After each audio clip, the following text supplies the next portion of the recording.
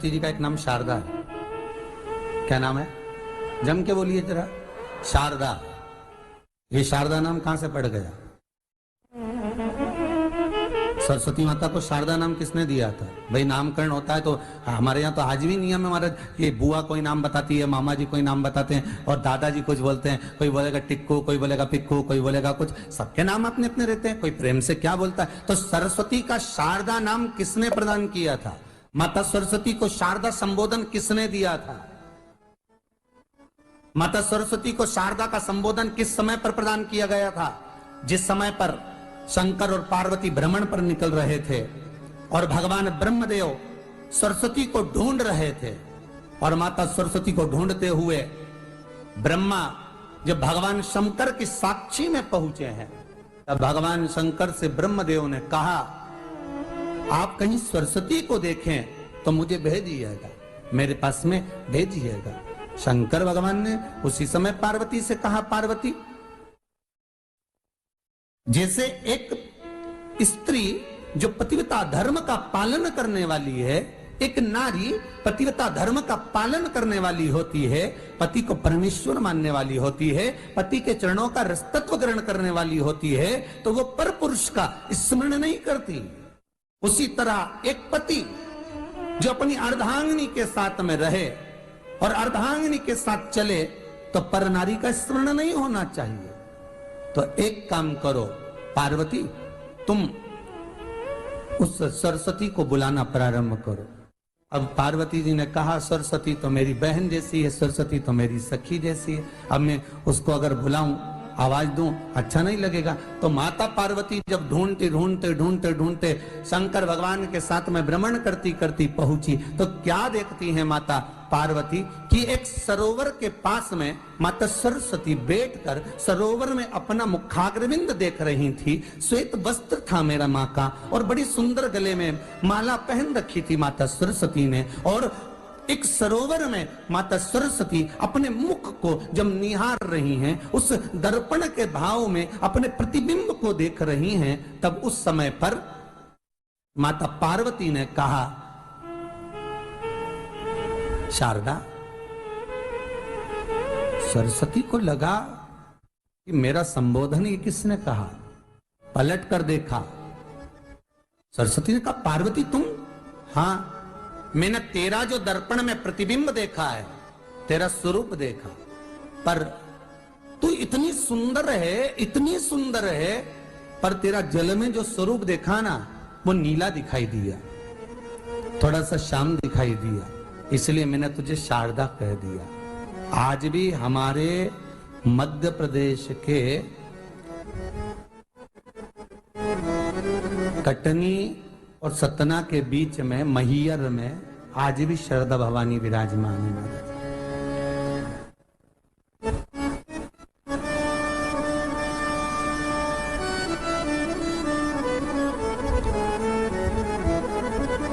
धार जिले में जाएंगे तो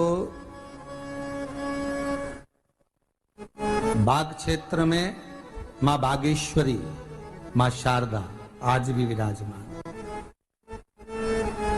कहा, सरस्वती जी पूछी, पार्वती तुमने मेरे को शारदा क्यों कहा? क्योंकि तेरा जो प्रतिबिंब था वो श्याम नजर आ रहा था मुझे।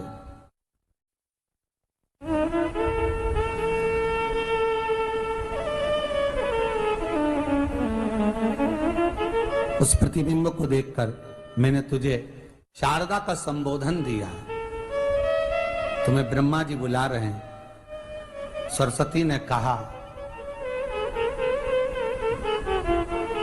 पार्वती मैया, दीदी, आपने मुझे जो नाम दिया है, जगत के लोग, संसार के लोग मुझे इस नाम से जब पुकारेंगे, तो ये शारदा, ये सरस्वती स्वयं उसके कंठ पर, उसके मस्तिष्क पर सदा विराजमान रहेगी, ये शारदा बनकर। इसलिए हमारे स्कूलों में, हमारे काव्य ग्रंथों में, हमारे जो कविगण रात्रि को जो काव्य पाठ करते हैं, कविता का स्मरण करते हैं, वो सरस्वती की वंदना नहीं करते, हे शारदे मां, शारदा की वंदना करते।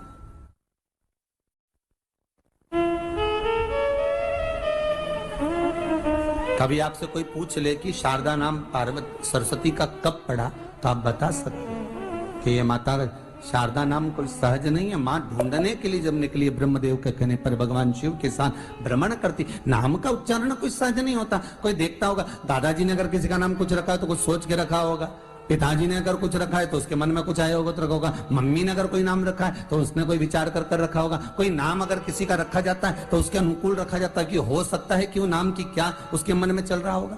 तो शारदा का संबोधन कोई सहज नहीं है। माता सरस्वती का एक नाम शारदा हुआ, इसलिए संबोधन में सरस्वती कम शारदे मां ज्यादा बोला जाता है। आप कब्द पाठ कर लो, नाम जाप कर लो, स्मरण कर लो।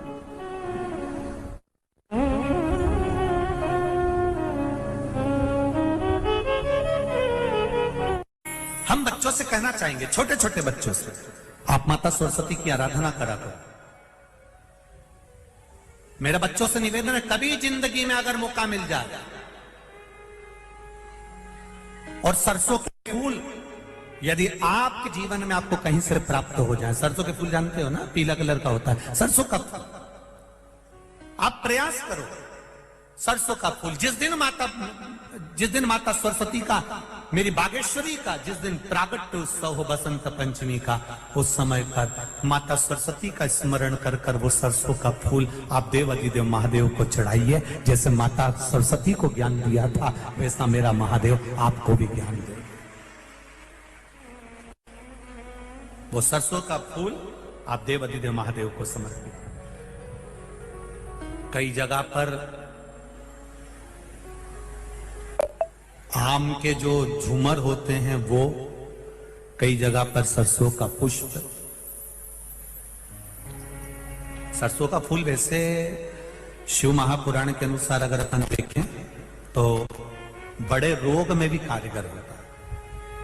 जिसको कैंसर जैसा रोग हो जाता है या किडनी लीवर जिसका डैमेज हो जाता है, इसके लिए हमने पहले भी कथाओं में वर्णन किया है। बसंत पंचमी का दिन, महाराज सरस्वती का दिन, जिस दिन जो बच्चा पढ़ने में कमजोर होता है उसके हाथ से बसंत पंचमी के दिन सरसों के 31 फूल शंकर जी को चढ़ा दिए जाते हैं तो बच्चा पढ़ने में अव्वल निकल जाता है। उसके बच्चे को कभी नहीं कह सकते कि पढ़ने बैठ, वो खुद बैठेगा। केवल आज बसंत पंचमी का दिन, एक ही दिन चढ़ता है। और बाकी के सरसों के फूल आपको मालूम है कि रोग मुक्ति के लिए तो होते ही हैं। ये तो आपको पहले भी वर्णन किया महाराज कि जब कोई एकदम रोग आ जाए और डॉक्टर एकदम बोल दे कि ये रोग भारी आ गया है और इसकी जांचें जाएंगी और फिर ये कुछ भी हो सकता है, तो क्या करा जाता था कि 108 सरसों के फूल लाकर तुरंत शंकर भगवान को चढ़ाए जाते थे महाराज। तो चढ़ाने के बाद में रिपोर्ट अच्छी आती है। ऐसा नियम है। कहीं ठेका, कोई ठेकेदारी करते ना, जो ठेका भरते हैं कि भाई मेरा टेंडर आना चाहिए, मेरा ये काम होना चाहिए, मेरी मल्टी बनना चाहिए, या मेरा ये काम के लिए जा रहा हूं, ये काम फतेह होना चाहिए, उसके सबके हाथ पैर जोड़ने से अच्छा है एक काम करो, बस 108 सरसों के फूल उठाओ, शंकर जी का उद्धतेश्वर महादेव का नाम लिखो और छोड़ दो, शिव जी के ऊपर एक एक कर कर चढ़ा दो, वो ठेका तुम्हें ही मिलेगा, वो काम तुम्हारे पास ही आएगा। बस केवल अवधूतेश्वर मां, अर्थात ये जो क्रम है, ये वो क्रम तो 108 सरसों के फूल का आप कभी भी कर सकते हो, पर जो ये बच्चों के लिए किया जाता है वो केवल बसंत पंचमी के दिन ही होता है। शिव को प्रिय है पुष्प में आंक का पुष्प, जो आंकड़े का पुष्प होता है शंकर को बड़ा प्रिय है। और दूसरे नंबर पर शंकर को प्रिय है शमी का पुष्प, बहुत ध्यान देना महाराज। तीसरे नंबर पर शंकर को प्रिय है महाराज सरसों का पुष्प। सरसों होती है ना, जो राई अपन बोते हैं, सरसों बोते हैं, उसमें पीले कलर का जो पुष्प लगता है। हमारा तो निवेदन रहता है जब तक सरसों आए तो प्रयास करा करो कि सरसों के 108 पुष्प शंकर भगवान पर चढ़ाना प्रारंभ कर दो। महाराज ये पक्का है कि वर्ष भर कोई बड़ी बीमारी आपको घेर नहीं सकती अगर सरसों के फूल शिव को चढ़ रहे हैं तो। और प्रयास करना कि सरसों का जो पुष्प होता है, सरसों का जो फूल होता है महाराज, अगर कोई व्यक्ति को किडनी या लीवर से जुड़ी हुई कोई तकलीफ होती है या किसी व्यक्ति का एक्सीडेंट हो गया होता है और उसका कोई अंग रह गया हो, कोई शरीर का कोई भाग रह गया और वो काम नहीं कर रहा हो, जैसे किसी के पांव रह जाते हैं एक्सीडेंट के बाद, किसी का हाथ रह जाता है, या कोई अंग काम नहीं कर रहा हो, वहां ब्लड पहुंच नहीं रहा हो, वो जगह एकदम सुन्न हो गई हो, खाली पड़ गई हो, तो उसके लिए शिव महापुराण की कथा कहती है कि सरसों के पुष्प 11 शंकर जी के राइट भाग में, जहां शिव जी के गण दरवाजे के द्वारपाल मणिभद्र जिस जगह पर निवास करते हैं, कौन निवास करते हैं? मणिभद्र। शंकर जी के दरवाजे के द्वारपाल हैं मणिभद्र जी। तो मणिभद्र दरवाजे के द्वारपाल में राइट भाग में मणिभद्र जी विराजते हैं। मतलब राइट भाग कौन सा हुआ? जब आप मंदिर से बाहर निकलेंगे तो राइट भाग, मंदिर में प्रवेश करेंगे जब राइट नहीं होना चाहिए, आप मंदिर से जब जाएं तो राइट भाग।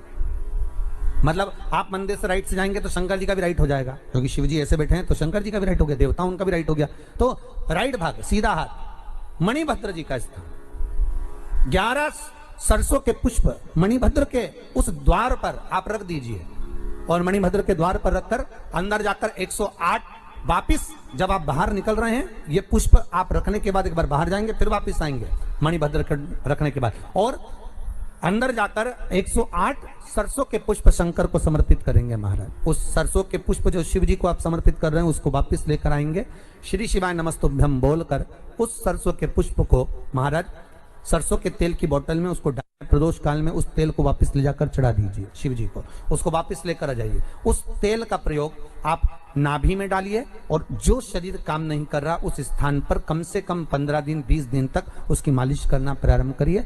बाबा चाहेगा तो चलाने का प्रयास कर देगा और वो अंग वो शरीर काम करने लगेगा।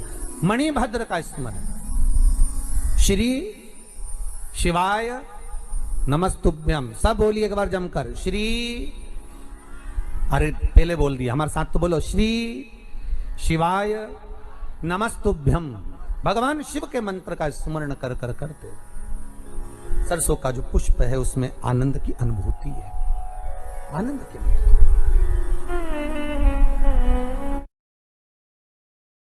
श्री शिवाय नमस्ते मैम। दोस्तों अगर आपको यह वीडियो अच्छी लगी हो तो आपको यह वीडियो लाइक करनी है और सब्सक्राइब करनी है।